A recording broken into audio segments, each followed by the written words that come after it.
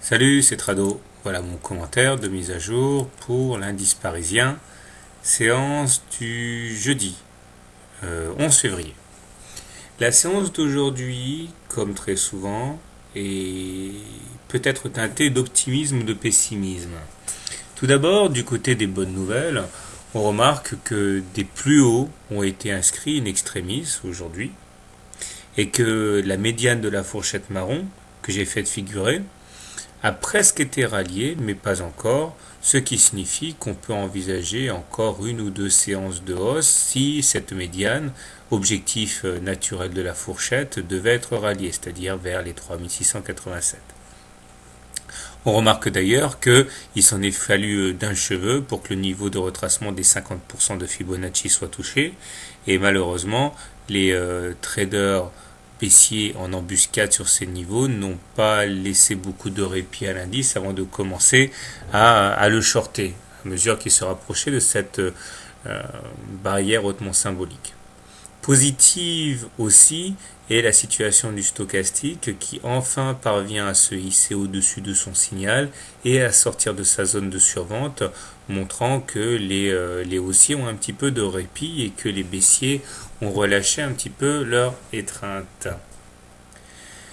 Par contre, et ça fait pas mal de temps que je dis maintenant, il ne faut pas se leurrer, la situation reste très dégradée, si bien que ce rebond, pour l'instant, n'est que technique. On voit d'abord que la situation de la M7 et la M20, qui sont fortement décroissantes, laisse peu de place à l'ambiguïté, et c'est d'ailleurs, encore une fois, cette M7 qui a su s'imposer avec brio, puisque en clôture, eh bien, le CAC ne parvient pas, loin de là, à s'en affranchir. Même si la M7 a été perforée en séance, eh bien, en clôture, c'est elle qui s'impose. Si à cela on ajoute que le momentum est négatif, au même titre que le MACD qui en plus est sous son signal, eh bien, on ne peut pas non plus nourrir des ambitions trop importantes sur l'indice parisien pour l'instant. D'autant que nous sommes toujours à l'intérieur de ce vaste canal bleu et qu'on peut tout à fait envisager d'aller en chercher la partie supérieure sans remettre en cause du tout ce repère graphique hautement baissier. Alors comment trader l'indice parisien demain ? Eh bien, si vous voulez être long sur l'indice parisien, c'est-à-dire que si vous pensez que nous allons effectivement continuer ce rallye en marché baissier, j'ai d'ailleurs fait disparaître l'épaule TT-Pol en unité de temps journalière parce que ça prenait trop de place, donc je vous renvoie à l'analyse hebdomadaire pour voir ce que ça donne. Donc, si vous pensez que ce rallye peut se pérenniser, eh bien, vous pouvez essayer de viser le haut du canal bleu ou encore pour les moins gourmands la médiane de la fourchette marron.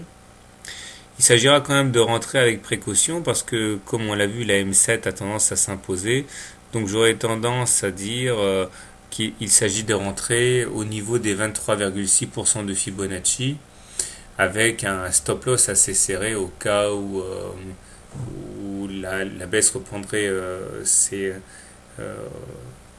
bonnes habitudes. Personnellement, je ne suis pas trop favorable à cette option parce que le ratio gain-risque commence à être vraiment très désavantageux.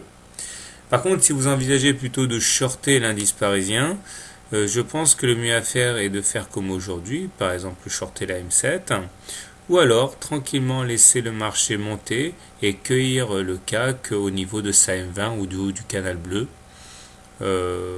avec un stop loss au-dessus en cas de clôture, et l'objectif étant un retour sur les plus bas, notamment le support à 3527 ou le bas de la fourchette marron. Voilà, bonne soirée, bon trade et à demain.